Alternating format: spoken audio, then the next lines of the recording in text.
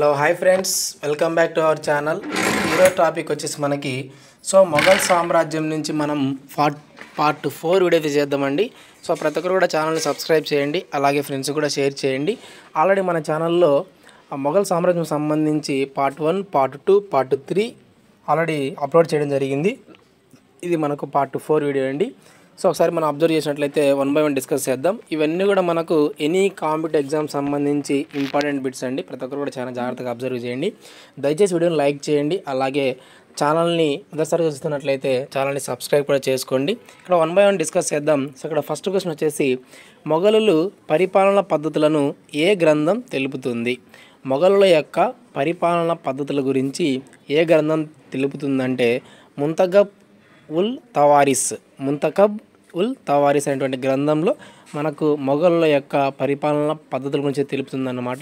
Next one, జరోకా ఈ దర్శన్ అనగా సూర్యోదయ సమయాన ఆగ్రా కోట తూర్పు భాగాన ఉన్న దివాన్ ఈ ఖాస్ భవనంపై భాగం నుండి చక్రవర్తి ప్రజలకు దర్శనం ఇవ్వడం. ఓకేనా, ఇక్కడ చూడండి, ఇక్కడ జరోకా దర్శన్ అంటే ఏంటి అంటే సూర్యోదయ సమయాన ఆగ్రా కోట నుండి బయటికి వచ్చి దివాన్ ఈ ఖాస్ భవనంపై ప్రజలను అబ్జర్వ్ చేయడం, అలాగే ప్రజలకు దర్శనం ఇవ్వడం అని మనం జరోకా దర్శన్గా చెప్పవచ్చు. నెక్స్ట్ వన్, జరోకా దర్శన్ని 1605లో అక్బర్ ప్రవేశపెట్టగా ఔరంగజేబు రద్దు చేశాడు. అయితే ఈ జరోకా దర్శన్ను ఎవరు ప్రవేశపెట్టారు అంటే అక్బర్ ప్రవేశపెట్టాడండి. ఎప్పుడు అంటే 1605వ సంవత్సరంలో అక్బర్ జరోకా దర్శన్ను ప్రవేశపెట్టాడు. అయితే ఈ జరోకా దర్శన్ పద్ధతిని ఔరంగజేబు రద్దు చేశాడనమాట. ఓకేనా. నెక్స్ట్ వన్, చక్రవర్తి పరిపాలన భాగాలను నిర్వహించే భవనాన్ని ఏమంటారు? చక్రవర్తి పరిపాలన భాగాలను నిర్వహించే భవనాన్ని ఏమంటారు అంటే దివాన్ ఈ ఆమ్. నెక్స్ట్ వన్, ప్రత్యేక అధికారాల సమావేశాలు నిర్వహించే భవనాన్ని ఏమని పిలుస్తారు? ప్రత్యేక అధికారాల సమావేశాలు నిర్వహించే భవనాన్ని ఏమని పిలుస్తారు అంటే దివాన్ ఈ ఖాస్. ఓకే. నెక్స్ట్ వన్, ప్రత్యేకంగా రహస్య సమావేశాలు నిర్వహించే భవనాన్ని ఏమని పిలుస్తారు? ప్రత్యేకంగా రహస్య సమావేశాలు నిర్వహించే భవనాన్ని ఏమని పిలుస్తారు అంటే గుసల్ ఖాన్. ఓకేనా, గుసల్ ఖాన్ అనహా ఏంటి అంటే ప్రత్యేక రహస్య సమావేశాలు నిర్వహించే భవనం అన్నమాట. ఓకేనా. నెక్స్ట్ వన్, రాజ్యంలోని నవాబులు, ఉన్నత ఉద్యోగులు రాజభవనాన్ని రాత్రుళ్ళు కాపలా కాసే ఆచారంను ఏమని పిలుస్తారు? రాజ్యంలోని నవాబులు, ఉన్నత ఉద్యోగులు రాజభవనాన్ని రాత్రుళ్ళు కాపలా కాసే ఆచారంను ఏమని పిలుస్తారు అంటే చౌకీ తస్లీం చౌకీ అంటే ఏంటి అంటే రాజభవనాన్ని రాత్రిలో కాపలా కాసే ఆచారం అన్నమాట. ఓకేనా. రాజులు వారి పరిపాలనను తెలిపే ఆధార గ్రంథాలు. ఓకేనా. మొఘల్ సామ్రాజ్యం సంబంధించి రాజులు వారి యొక్క పరిపాలనను తెలిపే ఆధార గ్రంథాలు ఏంటి అంటే చూడండి, ఇక్కడ అక్బర్ సంబంధించి అక్బర్నామా, ఐని అక్బరి ఈ 2 గ్రంథాలు, జహంగీర్ సంబంధించి ఇక్బల్నామా, షాజహాన్ సంబంధించి పాదుషానామా. ఓకేనా, ఇవన్నీ కూడా వారి యొక్క పరిపాలనా కాలంని తెలిపేటువంటి ఆధార గ్రంథాలు అండి. నెక్స్ట్ వన్, మంత్రుల సంఖ్య అక్బర్ కాలంలో 9, ఔరంగజేబ్ కాలంలో 11 మరియు మలి మొఘలుల కాలంలో 16గా ఉండి తర్వాత 16 నుండి 19 వరకు ఉండేది. మంత్రులను నియమించే అధికారం, తొలగించే అధికారం చక్రవర్తికే ఉండేదన్నమాట. ఓకేనా. ఇక్కడ మనం ఒకసారి అబ్జర్వ్ చేస్తే మొఘల్ సామ్రాజ్యంలో చక్రవర్తుల కాలంలో వారి యొక్క మంత్రుల సంఖ్య అనేది డిఫరెంట్గా ఉండేదండి.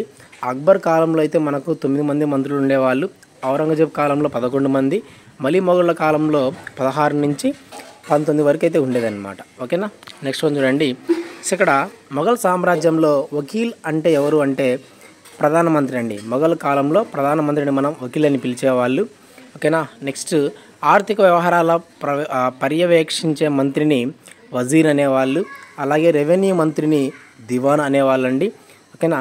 అయితే రెవెన్యూ అందరిలో కల్లా మెయిన్ అన్నమాట. ఓకేనా, ముఖ్యుడు అన్నట్లు. ఓకేనా.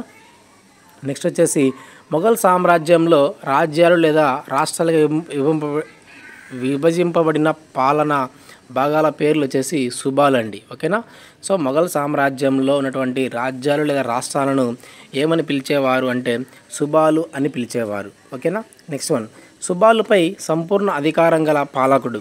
సుబాలుపై సంపూర్ణ అధికారం గల పాలకుడు ఎవరు అంటే అధికారి, సుబేదార్ లేదా నయూం. ఓకేనా.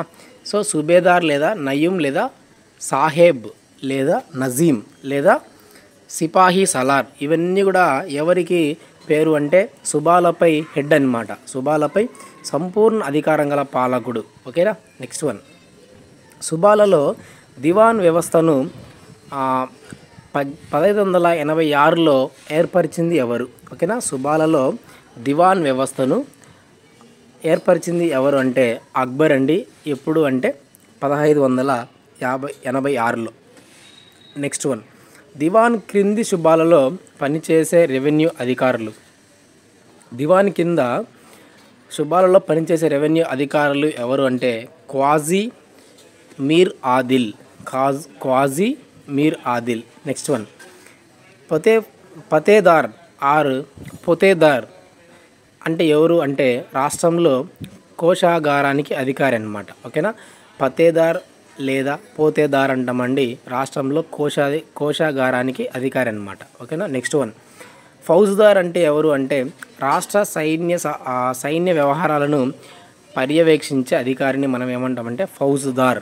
ఓకేనా. నెక్స్ట్ వన్, ముత్తా హిసాబ్ అంటే ఎవరంటే మత నియమాల ప్రకారం జీవనాన్ని పర్యవేక్షించే అధికారి. మత నియమాల ప్రకారం జీవనాన్ని పర్యవేక్షించే అధికారిని మనం ముత్తా హిసాబ్ అంటాం. ముత్తా హిసాబ్.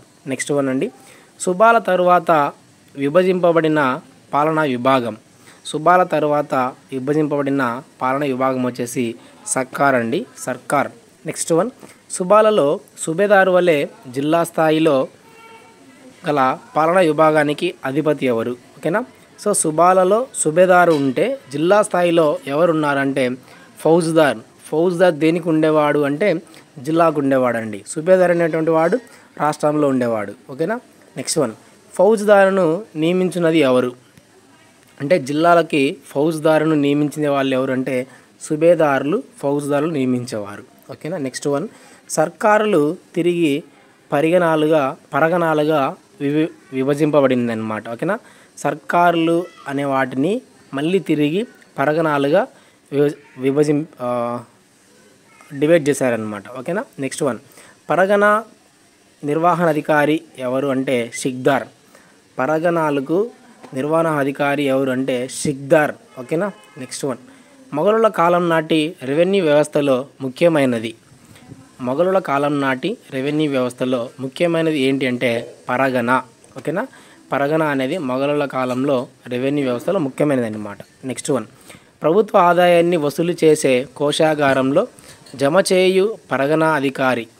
ప్రభుత్వ ఆదాయాన్ని వసూలు చేసి కోశాగారంలో జమ చేయు పరగణాధికారిని ఏమంటామంటే ముకద్దం. ముకద్దం అంటే ఎవరంటే ఆదాయాన్ని వసూలు చేసి కోశాగారంలో యాడ్ చేసేవారిని మనం ముకద్దం అని పిలవచ్చు. నెక్స్ట్ వన్, మొఘలుల కాలం పరిపాలనకు ప్రథమ సోపానం ప్రతిపాదిక అయిన విభాగం గ్రామం. ఓకేనా. మొఘల కాలంలో పరిపాలనలకు ప్రథమ సోపానం అలాగే ప్రతిపాదిక అయిన విభాగం ఏంటి అంటే గ్రామం అండి. ఓకేనా. సో గ్రామంలో ఎవరున్నారు అంటే గుమస్తాలు ఉండేవారు. ఈ గుమస్తాలకు ఇంకొక పేరు వచ్చేసి పట్వారీ లేదా ముకద్దం. గుమస్తాలకు ఇంకొక పేరు పట్వారీ లేదా ముగ్దాం లేదా ముకద్దం. నెక్స్ట్ వన్, నగర పాలన కోసం మొఘలులు ప్రత్యేక ఏర్పాట్లు చేసినట్లు వివరించిన గ్రంథం ఏంటి అంటే ఇక్కడ చూడండి ఐనీ అక్బరీ చాలా చాలా ఇంపార్టెంట్ అండి. ఐనీ అక్బరీ. సో నగర పాలన కోసం మొఘలులు ప్రత్యేకంగా ఏర్పాట్లు చేసినట్లు వివరించిన గ్రంథం వచ్చేసి ఐనీ అక్బరీ. ఫ్రెండ్స్, ఇది మనకు మొఘల్ సామ్రాజ్యం సంబంధించి పార్ట్ 4 వీడియో అండి. ఆల్రెడీ మన ఛానల్లో 1, 2, 3 అప్లోడ్ చేయడం జరిగింది. పార్ట్ 4 కూడా మీ ముందు ఉంచడం జరుగుతుంది. సో ప్రతి ఒక్కరు కూడా ఈ బిట్స్ని ఫాలో అవ్వండి. ఎగ్జామ్ పాయింట్ ఆఫ్ వ్యూలో మంచి సక్సెస్ని పొందండి. Thank you for watching.